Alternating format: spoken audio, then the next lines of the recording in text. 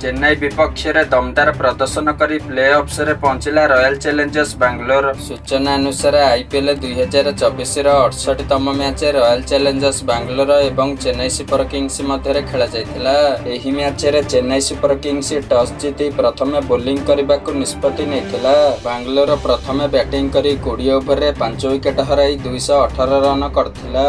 बैंगलोर पक्षरु अधिनायक Faf du Plessis 39 ball खेली 3टी चौका एवं 3टी छक्का साहाय्य 54 रन करथिबा बेले विराट कोहली 29 बॉल खेली 3टी चौका एवं 4टी छक्का साहाय्य 47 रन करथिले एवं रजत पाटीदार 23 बॉल खेली 2टी चौका एवं 4टी छक्का साहाय्य 41 रन करथिबा बेले कैमरन ग्रीन 17 बॉल खेली 3टी चौका एवं 3टी छक्का साहाय्य 38 रन करथिले।